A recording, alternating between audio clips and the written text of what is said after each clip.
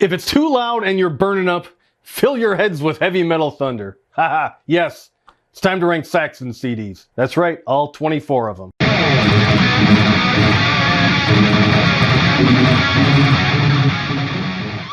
So Saxon has long been one of my favorite bands. If you think about it, there's pretty well no band that has put out this many quality CDs, albums, releases in their time as Saxon. In their 6-year recording career or so, they put out 24 releases. That's right, count them, 24.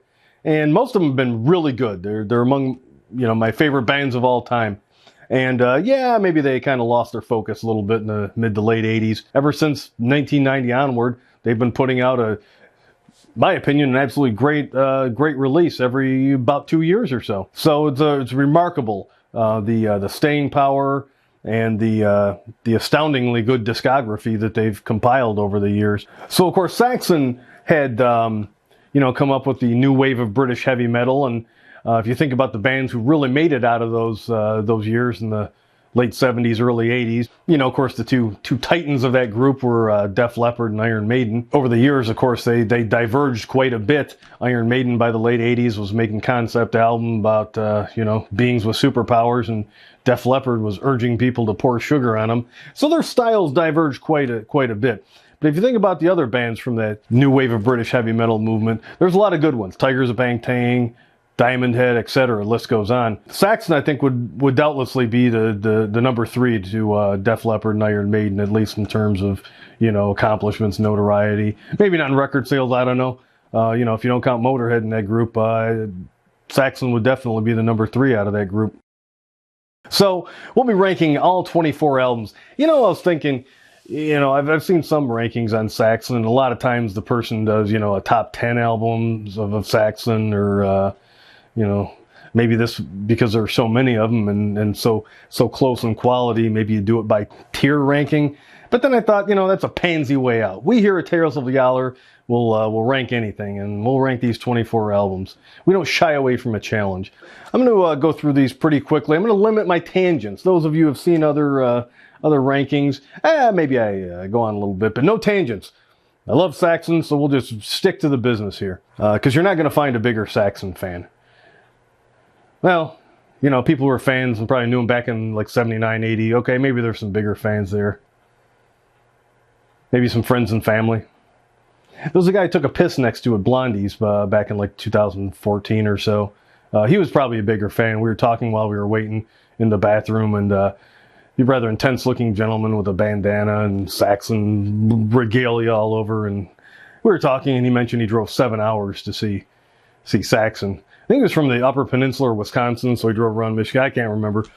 I'd driven about 20 minutes, I guess. I think they're playing with Accept that night. A great lineup. But anyway, so I asked him, of course, what's the maximum you would drive to see a Saxon concert? And he rather intensely said, there is none. There's no maximum. So, okay, so a guy who would literally drive the rest of his life to see Saxon, maybe he's a bigger fan. But anyway, I'm top 1%. Okay, so no more tangents. Now we're going to go off to the rankings. Out of 24 albums, yeah, the number 24th would have to be Destiny from 1988. This is kind of their creative nadir, I guess you would say. Their lead single and the first song on the album was Ride Like the Wind, which is a Christopher Cross cover. Yikes. Who knows what made... weird thing about that, I saw Saxon about a year ago when they were in town at St. Andrews in Detroit, St. Andrews Hall in Detroit. Another well-known concert venue. They're playing with Uriah Heep that I wasn't that interested in seeing, but I was trying to go out of my way if Saxon's in town. They actually played Ride Like the Wind, which I thought was an odd choice. Biff thinks it's a great song, so But anyway, this one had Nigel Durham on drums and Paul Johnson on bass. Still had the core of, the guitarist Graham Oliver and Paul Quinn, and of course Biff on vocals. It's pretty keyboardy. They were definitely at this point in their career looking for, wider audience, I guess. I think it really didn't work out so much. It's not their strongest album. It's not terrible. It's not horrible. It doesn't hurt to listen to. It has a very frantic tone to a lot of these songs. There's SOS, Calm Before the Storm, Jericho Siren, Red Alert. Seems like they're very much on edge on this album. Can't Wait Anymore. That was kind of a, kind of a ballad. I guess if I had to pick a favorite on the album, it would be For Whom the Bell Tolls. That's a pretty good one. Again, the production was pretty soft, and it just didn't sound like the classic Saxon from the beginning of the career, nor in their latter years. I think universally, most Saxon fans, I assume there's a lot of them out there. Yeah, this would probably be the least highly ranked. Pretty simple album cover, just their double-bladed Saxon logo, and I guess it was like a empty warehouse or armory or something. So it's pretty bland, and and of course, like other bands at this time, a couple of them anyway tried to perm out their hair and try and get on that whole glam metal rage, but didn't really work out. So Destiny, number 24. The preceding album from 1986 that's going to be my number 23, and that's Rock the Nations. This one, Steve Dawson, the bassist, had left before this album, and even though Paul Johnson's credited on bass, Biff actually played the bass on this. There's actually some pretty good songs on here. Rock the Nations, it's anthemic, and it's a pretty good cover. Throngs holding flags, and it's a good song. I do like Battle Cry. It's not as like viciously violent or heavy as Battle Cry, the name would seem to suggest. That's a good song. I do like that one. Waiting for the Night, kind of a pseudo ballad. It's okay. We Came Here to Rock. That one kind of has a neat intro. It's very reminiscent, in my mind anyway, to Ides of March by Iron Maiden, or Thunderbolt by Saxon. Kind of both the same song. There's some real clinkers here, though, too. You Ain't No Angel, Not So Good. Running Hot, it's okay. Party Till You Puke would probably be the worst song they've ever put on an album. I understand. It's kind of a tongue-in-cheek. They probably thought it was humorous. Elton John plays piano on it. I'm sure it's a high point of Elton John's career, playing on Party Till You Puke. That's a failed experiment, you ask me. Empty Promises, another kind of a clinker, and Northern Lady, again, pseudo ballad. It's okay. So there's some things to like on the album. Yeah, I guess I'd rate Rock the Nations from 1986 as the second worst of their discography. And if we go to 22, going with Crusader from 1984. Yeah, I know, a lot of we all love the title track. It's a great track, great album cover too. When I bought this when I was 15 or 16, it was right up my alley. I was a big fan of the reading about the Crusades, especially the first Crusade. Very interesting people like Robert Curthose, Godfrey of Bouillon, Baldwin, his brother. A lot of interesting characters in that. Of course, later Crusades, Richard the Lionheart, except I really enjoyed reading about all those first Crusades. I could talk Crusades all day, but we're here to talk about Saxon. So when you first put this album, the album on, Crusader Prelude, nice little intro, and then the song Crusader. What a great song that is, just epic sounding. And then, the rest of it, a little bit of what you fancy. It's okay. A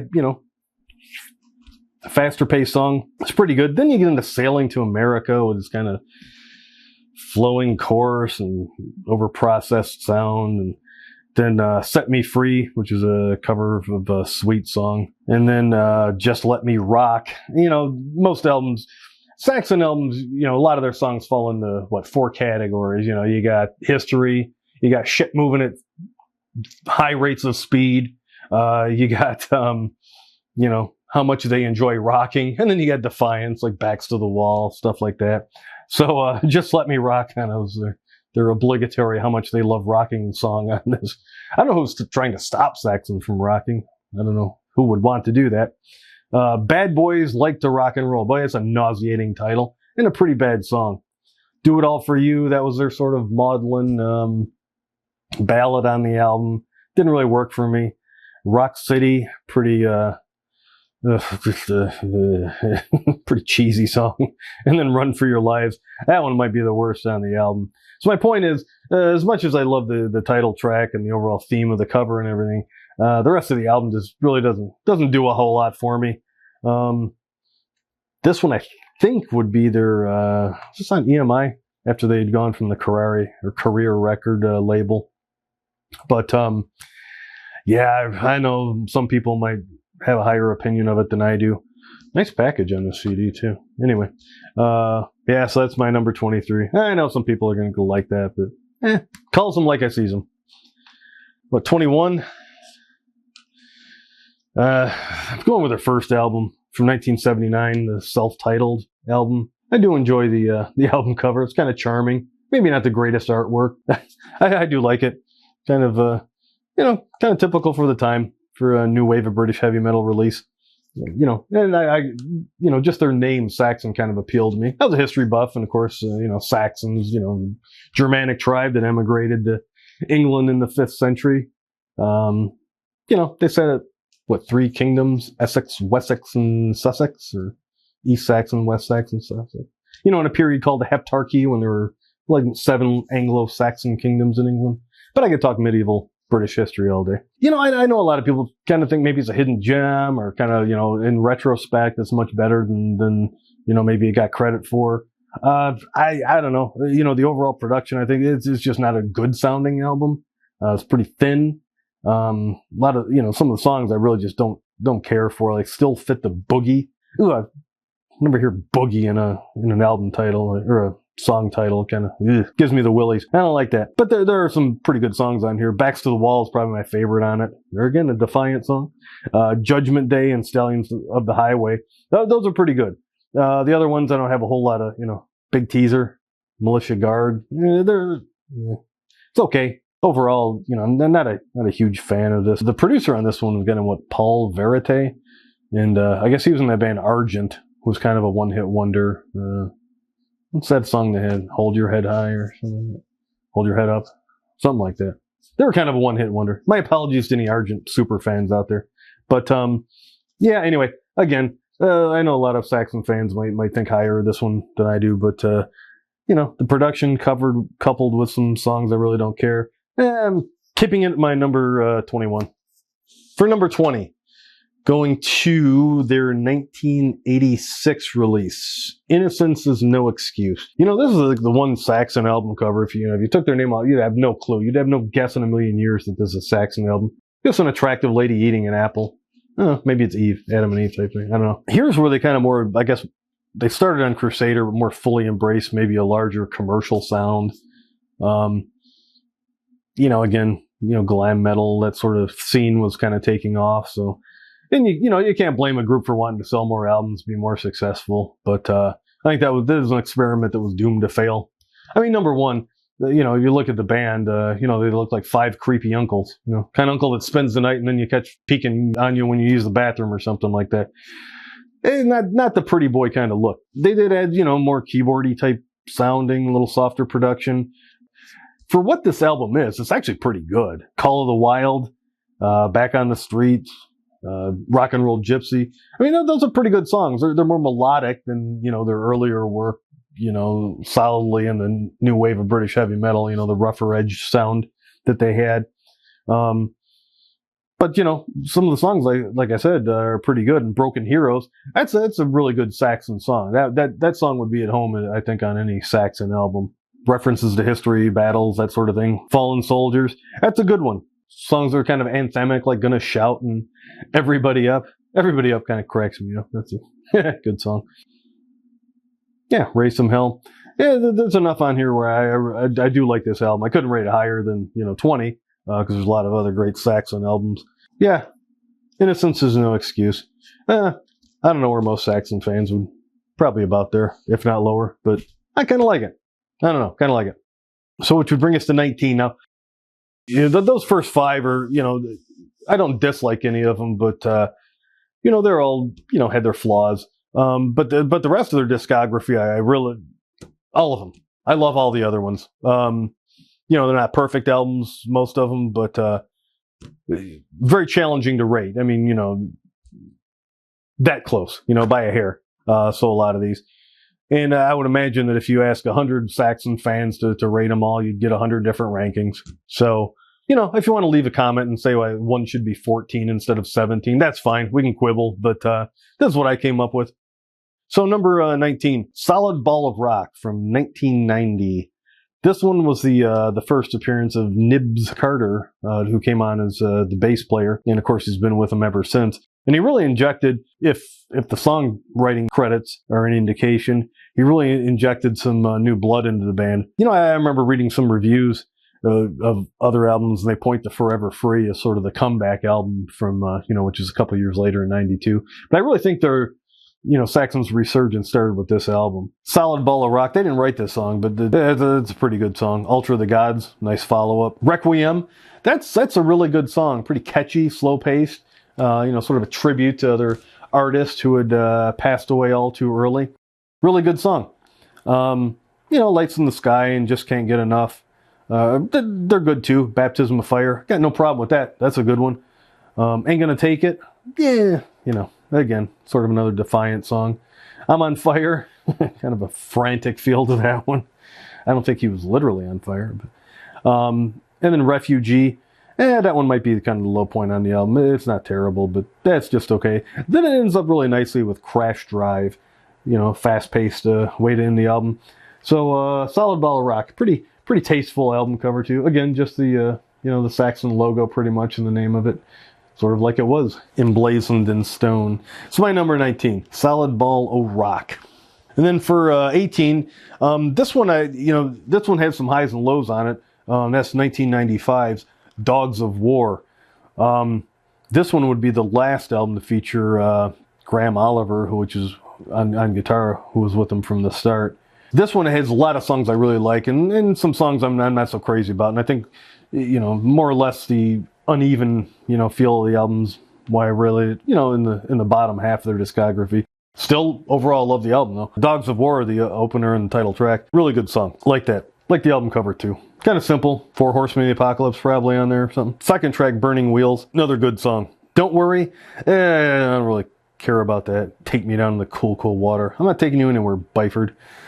Big Twin Rolling, again, it's too much like a trucker song. Don't really like that. Hold On, that one, that sounds like it might have come off of their like late '80s work. It's a little more polished and kind of a softer sound to it. Great White Buffalo, yeah, that's pretty good.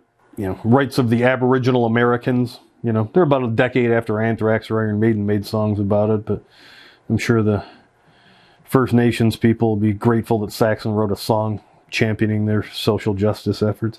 Demolition Alley, that's probably my favorite song on the album. I'm a sucker for a long, drawn-out intro, and I do like that one. Walking Through Tokyo, not so much. I don't know why he would have visions of the samurai. I don't know what would, walking through modern Tokyo, why would you think of samurai? If you're walking through Stockholm, would you think of Vikings? Or I don't know.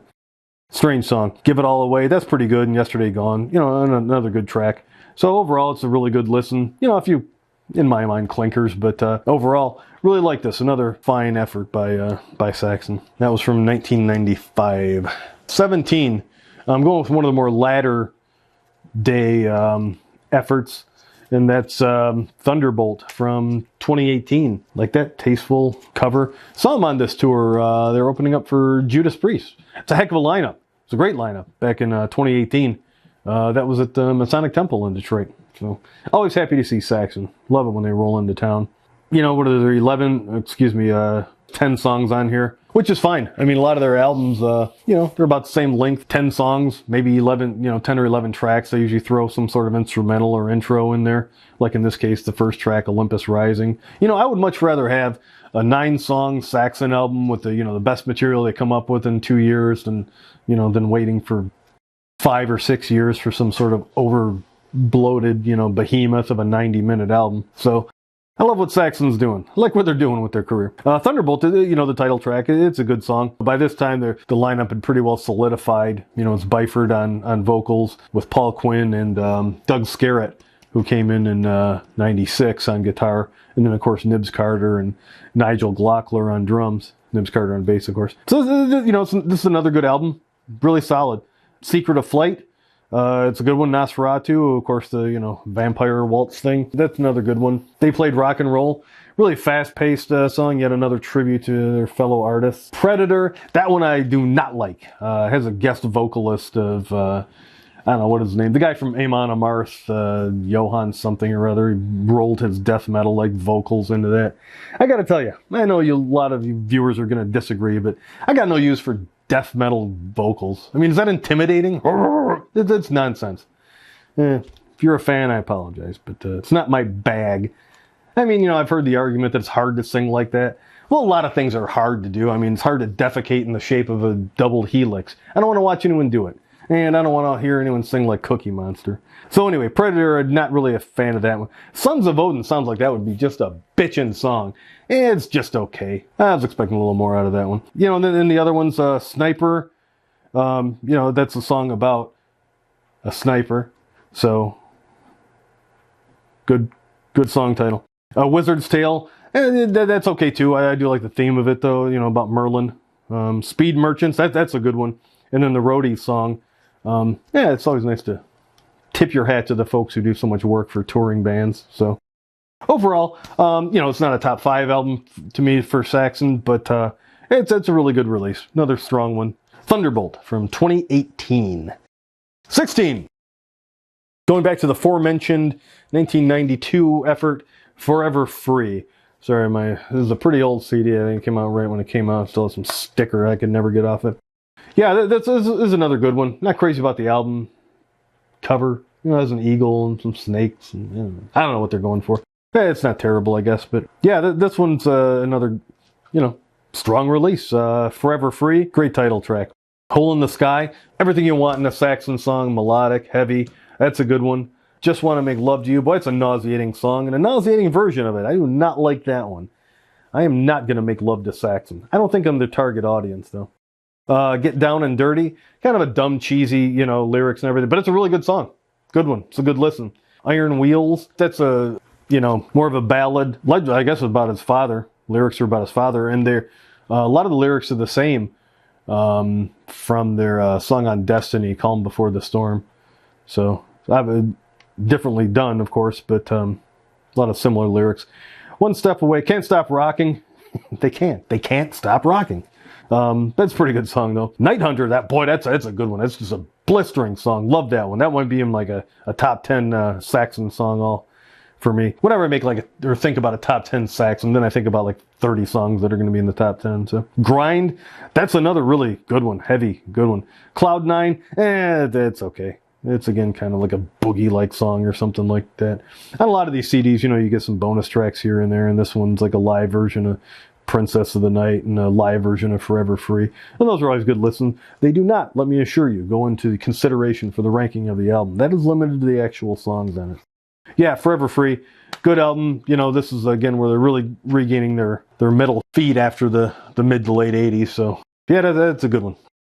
15. Going to 2015, Battering Ram. What a great name for a Saxon album, Battering Ram. Can't believe they didn't do that before 2015. I like the album cover too. Pretty simple, but you know, sort of a Death's Head Battering Ram. That's awesome. Title track too. Good opening there. Battering Ram. Devil's Footprint. Kind of an odd little speech to begin that song, but it's a good one. Queen of Hearts. That's really atmospheric. You know, I guess inspired by, you know, Alice in Wonderland, Queen of Hearts whole thing. That's really good. Destroyer. That's a good song.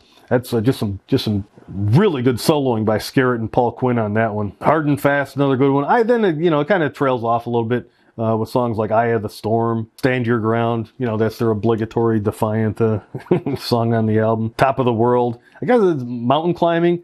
That does not seem smart to me. I wouldn't advise anyone take up mountain climbing. Seems like a real good way to get hurt. And then To the End. You know, those last 3 songs, they're okay. They're okay. Nothing special. Kingdom of the Cross. I don't know. Maybe you like it. To me, it's kind of a waste of time. A lot of spoken word. And I know it's about a heavy subject, about, you know, deaths in battle, but I don't know. Kind of a time killer to me. And 3 Sheets to the Wind. That's a really good one. Has almost like an AC/DC feel to it. That's a pretty amusing song. 3 Sheets to the Wind / The Drinking Song. So from 2015, Battering Ram is my number 15. Another good one. They're all good, though, at this point. So 14... I'm going with 2001's Killing Ground. Nice, tasteful, again, a tasteful album cover. Has a old Saxon helmet on it. Yeah, this one, glut of really good songs. You know, the usual intro, just some sound effects. Then Killing Ground. Boy, heavy, the bell ringing. A guy named Fritz Randau did the drumming on this one. Glockler was out of the band for a minute here, for a few years. And then they do a cover of Court of the Crimson King by King Crimson. That's okay. You know, I think they metaled it up enough to be an acceptable Saxon song. That was a good one. Coming Home, yeah, that's okay. Hell Freezes Over, I do like that. That's a good one, as is Dragon's Lair. You know, another good Saxon fantasy type lyrics type thing. Good one. Don't Know What You've Got. It's a little slower, but it's okay. But then it really picks up again with Deeds of Glory. Running for the Borders, really good. Slower pace, but really heavy. Really enjoy that one. Shadows in the Wall, pretty heavy song. You know, about the remnants after an atomic bomb. And well, this is weird. There's no songs about love rocking here. Oh, wait, the last one. Rock Is Our Life. Okay, yep, there it is. Well, you'd think it would be their life. They have, like, you know, 14 albums by this time, so should be your life. Yeah, Killing Ground. This one, you know, just looking at, like, some overall rankings on, like, you know, Encyclopedia Metallum and, you know, other sources, this one might be a little higher in some people's ranking, but, yeah, still, again, these are so close. It's hard to pick these. Number 13. 2022's Carpe Diem. This one might have been, you know, because of COVID, it might have been pushed back a little bit. This is about I guess just about a 4-year gap between Thunderbolt and this release in 2018. That's hardly the biggest tragedy of COVID. Of course, you know, hundreds of thousands of people dying would obviously take precedence, but, you know, some we had to wait for a release from some bands because it got put back a little, but that's okay. Really like the, you know, kind of a Roman theme to it. It's nice looking, isn't it? Yeah, I like that. Carpe Diem, the title track. That's a good one. Of course, we're all aware Carpe Diem is Latin for seize the day. I think I first heard that in that the Dead Poets Society movie back from the late 80s or maybe early 90s. It's a good movie. If you can get past the fact that a bunch of teenage boys at some boarding school would love to sneak out and read poetry to each other. I have a hard time believing that. Anyway, Age of Steam, second song. Boy, that's another good one. You know, about trains, you know, revolution. There's a board game I used to play, Age of Steam, called that. Pretty heavy game, very unforgiving game. I really got to enjoy train games for some reason. It's not like I really like trains more than any other mode of transportation, but they make for a darn good board game. I'm not talking about Ticket to Ride. I'm talking about heavy ones, 18XX games. It's 18XX meaning, you know, 18 and fill in the blank, 1830, not like 18-year-old porn or anything like that. So if you do a search under 18XX, make sure you know what you're looking for. Anyway, the third track, The Pilgrimage. Does it mean you hear a little bit of Hell's Bells in that?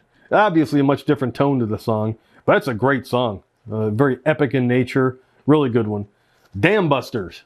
That's kind of weird to make a song about that, but, you know, they're history buffs, talking about the, you know, World War II, the English pilots that had the special type of bouncing bomb to take out a dam under German control. Anyway, odd topic for a song, but it's effective. Remember the Fallen? Yeah, you know, yet another remember those who have passed away. Supernova. That's such a Saxon song. I mean, think about the biggest thing you can be exploding and make a song about it. So it's pretty funny. Lady in Grey. Again, very atmospheric song, ghostly feel to it. All for One, about the Three Musketeers, another, you know, pretty upbeat song. It's a good one. Black as the Night, that's a very good song. And then Living on the Limit, the last track, is kind of like a throw-in, kind of a basic song. I don't mean that badly. I mean, just, you know, good, solid Saxon song. Nothing spectacular. A lot of these, the later albums have been produced by Andy Sneap. And, I don't know, it sounds like people are sort of mixed on the results of his, you know, mini production efforts, but I like him. I think he does a good job with these last one. They sound really good to me. Heavy and yet still melodic, clear. Yeah, good. Tip my hats to them. So Carpe Diem. Yeah, I guess they're talking about Hadrian's Wall, so, you know, Roman Britain. Good theme. And then number 12. Oh, man, this is a good one. This is a good album. I say that of all albums, because they're all good albums. This is Metalhead from 1999. This one was the first of the two albums to feature Fritz Randau on drums. Boy, this album just starts just fabulously with the first three tracks. Metalhead.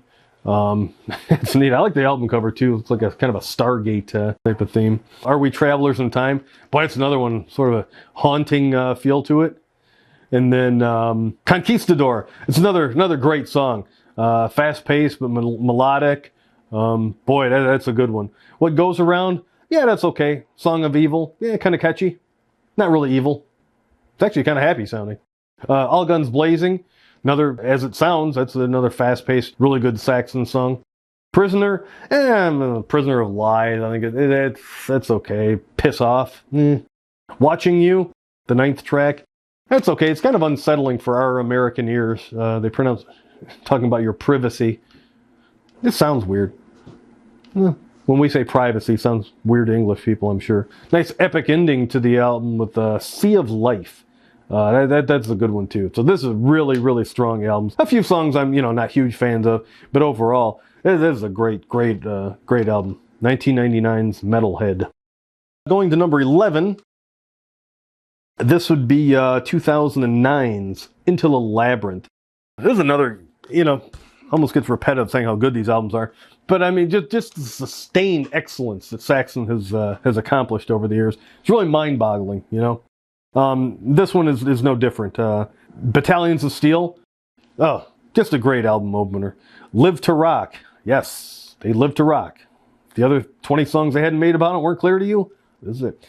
The third song, it's another fiendishly sounding Demon Sweeney Todd.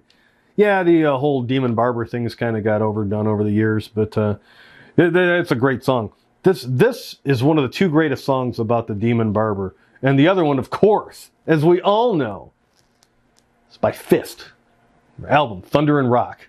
I think it was from 1984-ish, maybe earlier. Yeah. The actual name of the song was Fleet Street.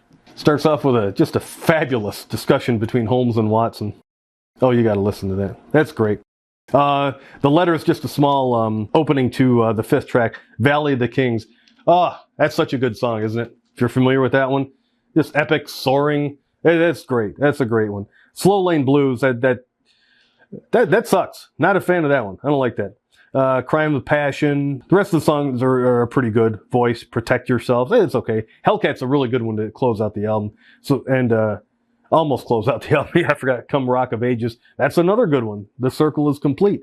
This one I think was the last one that they did with producer Charlie Bauerfeind, who he worked with a lot of the German power metal groups like Helloween and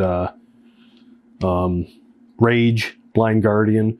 And he did a number of these in the 2000s with Saxon. Really, really good job on these. I think they sound really, really good. Probably if I had to pick the best produced albums, it would probably be the ones they did with Bauerfeind, even more than Sneap or the early ones. Anyway, yeah, just some absolutely fabulous stuff on Into the Labyrinth. And on the cover, they're kind of like a labyrinth. So that fits. Into the top 10? Can we be that far already? We can, and we are. From a similar time, or from near the same time, similar time. That doesn't make sense. Call to Arms from 2011. It's a album of Lord Kitchener, pointing at you. It's a World War I poster, I think. Kitchener was, he was kind of famous. I think he really became famous for some of his African campaigns, Sudan, and then the Second Boer War. I think he ended up getting killed by a mine on a ship he was in like 1916 or something like that, around then in World War I. Don't quote me on that. But anyway, I was always very interested in the Boer War. It's a pretty vicious little engagement in the early 20th century. But I was always very interested in how, the different Boer republics, the South African Republic and the Orange Free State came into. Interesting tip. J.R.R. Tolkien, author of the beloved Lord of the Rings, born in the Orange Free State. I guess his father was a British banker or something who worked down there for a little while. So he was actually born there. Okay, you're probably done talking about Boer politics and wars. Okay, so this one, again, like so many Saxon albums, just has a great opener, Hammer of the Gods. Back in 79, that's another, it's like a Denim and Leather type anthem, back to the, Raise Your Hands, kind of anthemic. Surviving Against the Odds and Miss of Avalon. Love that one. There's a King Arthur feel to it. That's a great song, atmospheric and everything. Call to Arms. The title track is actually, I don't know, it's a slow song. Another tribute to those who had fallen. Doesn't work a whole lot for me, but, worthwhile topic, obviously. Chasing the Bullet is a good one. Afterburner, as one would think. It's a very fast, feverishly paced song. When Doomsday Come, No Rest for the Wicked's a great song. That's another good one. Ballad of the Working Man. you know, Saxon's very much a blue-collar group, so I applaud them for that. So, Call to Arms. To me, the production a little bit thin on this one. This is kind of between their Bauerfeind and Sneap years. What do you think? I might be wrong. Sounds a little thin to me.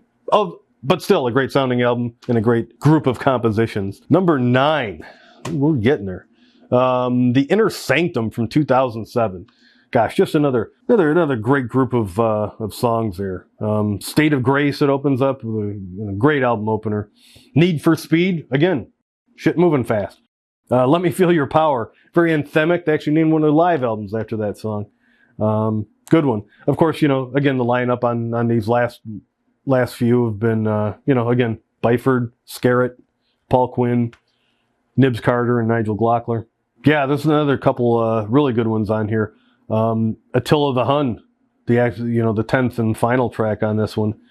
Oof, boy, that's a good one. Fast, great topic too. What an awful person Attila must have been. And then, earlier, I've Got to Rock to Stay Alive. Yeah, we know.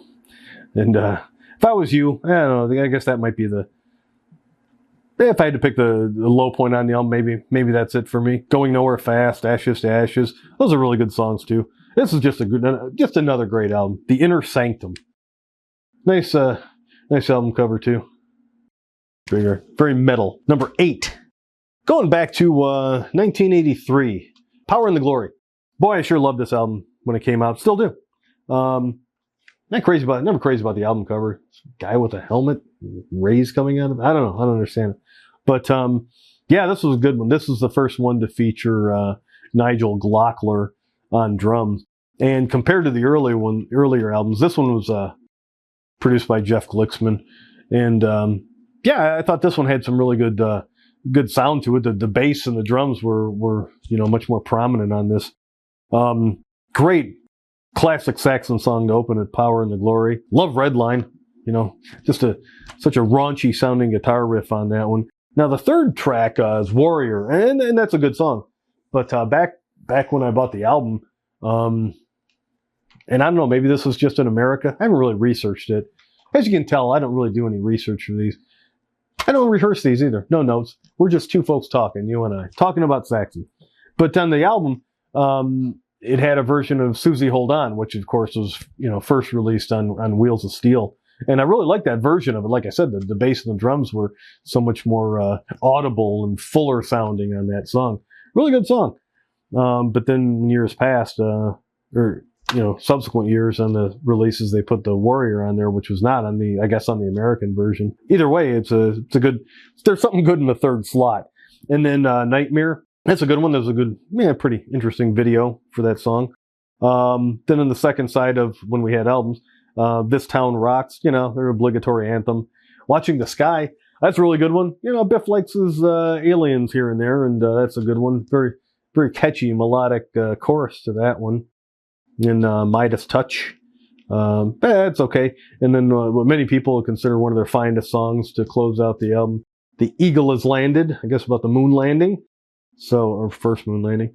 So, yeah, this one, I don't think people like to include this as, I don't know, I guess if you're thinking about their classic albums, the ones from 1980 and 81, maybe they see this as a little bit of a trail off, but I don't know. I certainly like this one. 1983 was a great year in metal. I think Saxon's included in some of the great releases from that year, like, Holy Diver, Peace of Mind. The first thrash kind of got on the map with Kill 'Em All from Metallica and Slayer's Show No Mercy. Motley Crue's Shout at the Devil. Def Leppard. Yeah, Def Leppard was actually cool for a while. And, of course, they had their huge album, Pyromania. So anyway, my point is 1983 was a great year in metal. And Saxon certainly contributed that great year with this very, very fine release. It's a favorite of mine, not just by Saxon, but overall. Good album. Really good album. Number 7. Going with Sacrifice from 2013. This is another fine album. I like the overall theme of the album. Kind of looks like, a lot of cultures over the years have practiced sacrifice. They're all holding flames in their hand for some reason in these pictures. You should not do that. I don't think that's actually real. I didn't read about them suffering third-degree burns. So I suspect this was some sort of camera wizardry. There's Paul Quinn. By this time, Paul Quinn looked like the guy you buy tires from, not the guitarist from a metal group.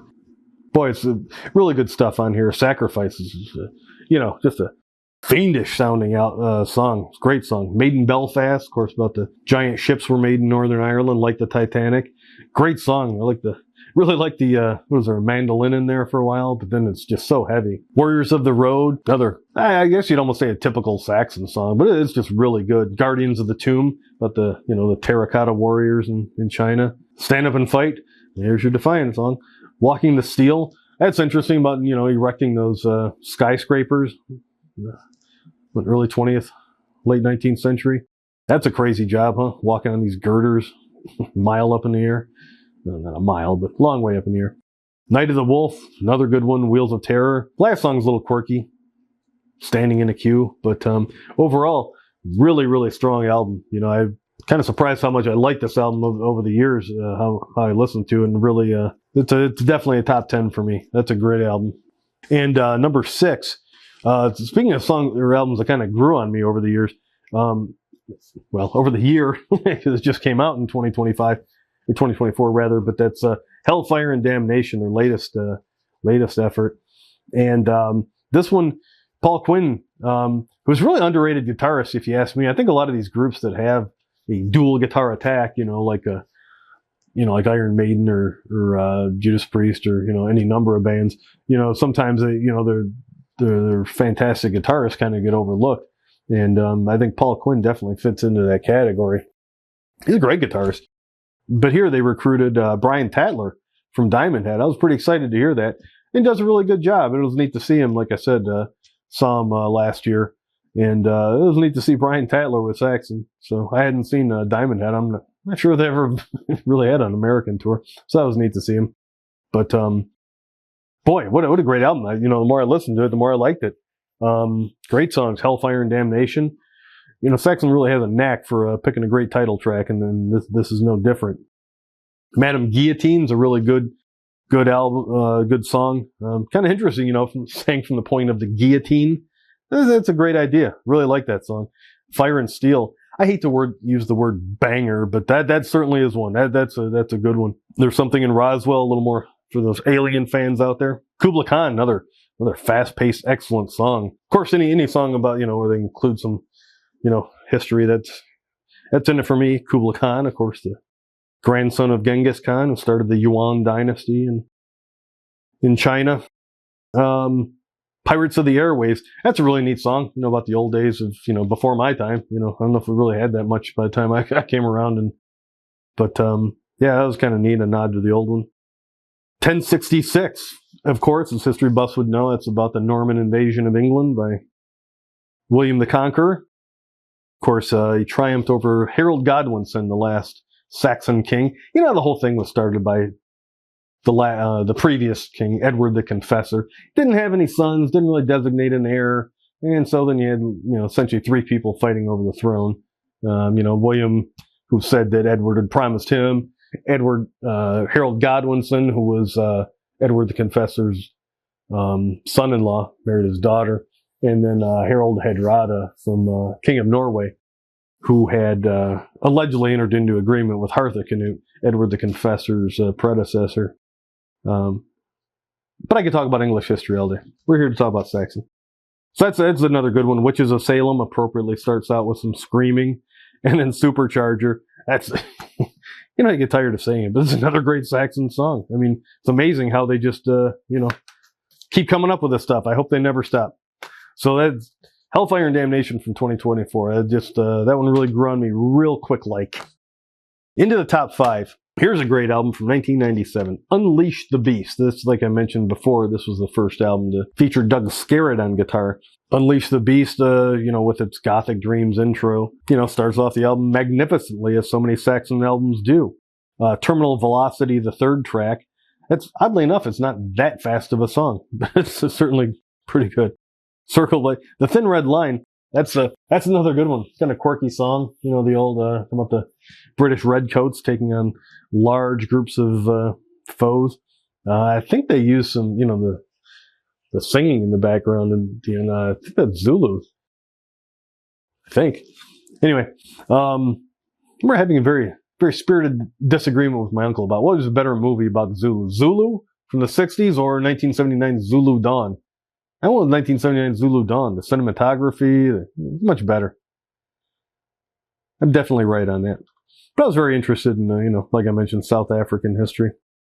Anyway, Ministry of Fools, another good one. We're not listening to the Ministry of Fools. The Preacher, yeah, it's another one, bashing the televangelists. And they should be bashed. Awful people. Blood Letter, boy, that's another good one. Fast-paced, vampire. They have a few vampire songs. Maybe they'll make a Saxon, best of vampire songs. Cut Out the Disease, apparently that's about their former guitarist, Graham Oliver.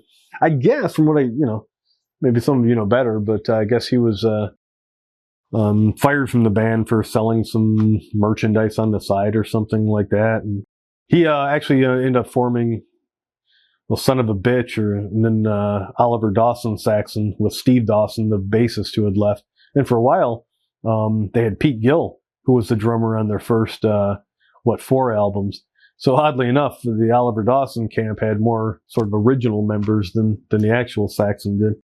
But I guess there was a court case, and they had to call themselves Oliver Dawson Saxon instead of Saxon. Imagine being a judge in that. Are you guys really arguing about the Saxon? I don't know. I guess it had to be hashed out. Absent Friends, it's kind of a neat song. A lot of times I'm not a fan of the, slower type of maudlin songs, but that's a pretty good one. And All Hell Breaking Loose. It's a little bit of hyperbole, but it is a pretty frenzied song. It's a really good one. So this is a stunningly good release from 1997. Really enjoy this one. Really like the album cover. Fiendish looking gargoyle there. Great album. Definitely, in my mind, worthy of a top 5 ranking. And number 4, I am going with just an absolutely fantastic album, and that is Lionheart from 2004. This one is the only album to feature Jorg Michael, the inexhaustible drummer who's been in seemingly dozens of projects and groups. He really lended some interesting info to this. And not a big fan of double bass drumming, but is really used appropriately in the album opener, Witchfinder General. What a fantastic song about the hazards of bringing someone in to look for witches. Boy, humans are dumb, aren't we? We used to burn witches. They're a bunch of morons. Anyway, Man and Machine, another great one. The Return leads in beautifully to Lionheart, the title track. Of course, about Richard the Lionheart. You could argue about what a good king he was, but he's certainly a chivalric figure, and certainly did some heroic deeds, both in his own holdings in France and England, but also in the Third Crusade. But hey, I could talk about Richard Lionheart all day. Justice, another good song. To Live, Die by the Sword, great songs. This album, all right, I'm going to say it's a masterpiece. It's a great album. Even though it's the number 4, it's just a fabulous album. English Man of War, and Searching for Atlantis and Flying on the Edge. It's just a great album. Great album cover. Love everything about this album. Certainly worthy of a top 4 ranking by this magnificent band. And by the way, if you're interested in subscribing for Tales of Yaller, go ahead. We don't care a whole lot. So number 3, Wheels of Steel. I'm sort of that odd duck. Now, when ranking these, I'm very conscious of the fact that, this might be nostalgia talking, right? We grew up with these albums. We've listened to them longer than the other ones. So I really had to examine, is this really as good as I thought? Do I like this better than Lionheart? And yeah, just by a smidge, I guess I do. Obviously in the days of CDs, the releases got a bit longer, so it's not always an apples to apples, comparison. But on the average, yeah, the top 3, which were released in 1980 and 81, these are my favorite. Now, the production's kind of charmingly not as refined as it came to be in later years, but yeah, these 3 are all-time classics for any traditional metal fan. And again, I'm kind of that odd duck where I think I like Wheels of Steel a little bit less than the album that came after it. I know most people go the other way, but again, I have to be true to myself. I have to. If there was a studio audience, they would be applauding right now. Thank you. That's what I was fishing for. So, Motorcycle Man opens the album, and it's kind of silly. It's like Motorcycle Man. That's a really good song, though. Pretty good. And Stand Up and Be Counted, yet another Defiant song. Then, of course, maybe the two best-known songs, I guess, maybe you would say. 747, Strangers in the Night. That's the song about almost colliding in midair. And I thought that's kind of a dumb topic, but then it's pretty, it's pretty panicking if you're up in the air and you're about to get creamed. Yeah, that's a bad feeling. And then, of course, the title track, Wheels of Steel. Does it go on a little bit too long? No, not for me. Love that song. Second side, Freeway Mad, See the Light Shining, a couple good melodic yet heavy songs. Really indicative of the new wave of British heavy metal. Sort of that sort of punk edge to it, but still some great choruses and great songs. Street Fighting Gangs, good. Susie Hold On, like I already mentioned. I really like that song. I think it was a bit better done on the version I had in Power of Glory, but still a good one. And then Machine Gun. Boy, what a great song that is. Just keeps going on and on. Punishingly heavy. It's a great song. And of course, this was, I don't know if there's some people that call it the classic lineup, and that was, Biff, Graham Oliver and Paul Quinn on guitar, Steve Dobby Dawson on bass. Number 2, Strong Arm of the Law. What a great album this was. This was the second Saxon album I ever bought. Like I said, I like it just a little bit more than Wheels of Steel. Great stuff on there. Heavy Metal Thunder. What a fabulous anthem. You know what I like about it? Yeah, you got your verse, chorus, bit of a solo, then chorus. But then you do 2 more verse choruses. Not 1, 2. It goes on. You get almost like bonus content in this. It's a great song. Is it my favorite Saxon album of all time? Or song of all time? Yeah, it might be. It's a good one. Tell 'Em Back Again. Strong Arm of the Law. It's another good one. Taking Your Chances. These are all great songs. 20,000 Feet. Hungry Years. Hungry Years, it's a slower song, but still really heavy. Really good. Sixth Form Girls. I know probably a lot of people don't like that song, but I don't know. Scratches an itch for me. I really like that. It's kind of odd song. I then found out Sixth Form Girl. I think it's like high school girls. So I don't know. I'm not familiar with the British, education system, but I hope Saxon's keeping it legal. How come they don't make a song like a consenting female of appropriate age? That'd be a better song. I'd be more comfortable with that. And then, of course, the last song, Dallas 1 p.m., of course, about the tragic shooting of JFK. So that's another great song. This is just a masterpiece. Just a fabulous album. Strong Arm of the Law, my number 2. Of course, this is one of those, for me, it's a no-brainer. Some people, I don't know, might think, it's too obvious a choice, that sort of thing. I don't know. Every song on here is just fabulous. Of course, this is their third album in under 2 years, or within 2 years. Both the previous 2 that were released and my two previous ranked were both released in 1980. It's amazing, isn't it? They came out with these 3 fabulous albums in such a short time span. Man, what great songs. Princess of the Night, which oddly is about a train, as we all know. They love shit moving fast, don't they? Never Surrender and Out of Control. My gosh, these are great songs. Just new wave of British heavy metal classics, all of them. Rough and Ready, Play It Loud. I wouldn't recommend that. Play it appropriately. Don't bother your neighbor. Don't be an a-hole. And the band's Played On. That might be my favorite song on the album. That's great. It's about the festival they had played at early in their career. Midnight Rider. Yeah, a little bit cheesy. Maybe trying to weasel into Americans' hearts by talking about driving all around the States. But anyway, and then Fire in the Sky, and maybe the greatest anthem of all time in heavy metal. Yeah, maybe. Denim and Leather. Brought us all together. Great song. Great album. The pinnacle of their incredibly admirable discography, this is. So that is my number 1, and that is my ranking. I hope you enjoyed watching. Please stay tuned for future rankings. Next, I think we're finally going to do, I think we're going to finally pull the trigger on that Dangerous Toys ranking. So I'm sure you'll all want to stay tuned for that. It was sure to be a gem. So, again, thanks for watching. And if their 24 cathedrals of traditional metal aren't enough for you, they have put out a lengthy list of live releases. Of course, their most well-known would be The Eagle Has Landed from 1982. That's a great album. Great live version of those early Saxon classics. Can't ask for a better live album than that. They also had a Part 2, Eagle Has Landed Part 2, which was in 1996. Listening to the crowd noise, it's pretty obvious it's from a smaller venue.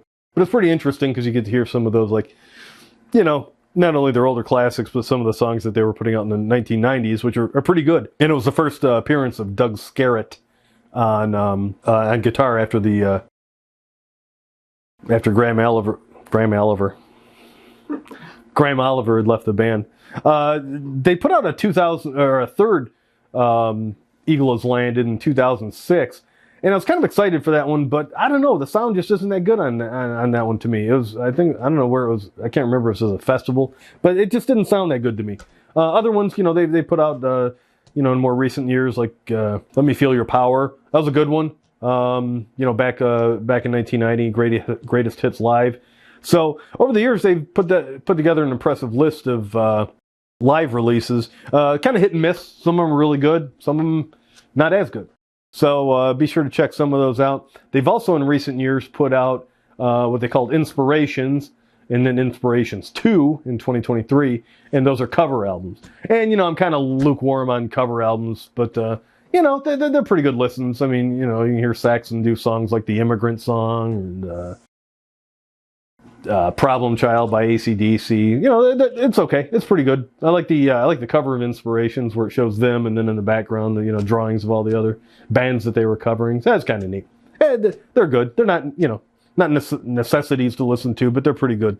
Heavy Metal Thunder in 2002 they put out, and that was a re-recording of some of their earlier classics. And, I think it's always maybe a, bit of a trap to do some, re-recording your own work, and it didn't pan out. I mean, by all means, if you haven't heard it, give it a listen to, but I didn't really like the production on it. It just didn't work for me as an overall.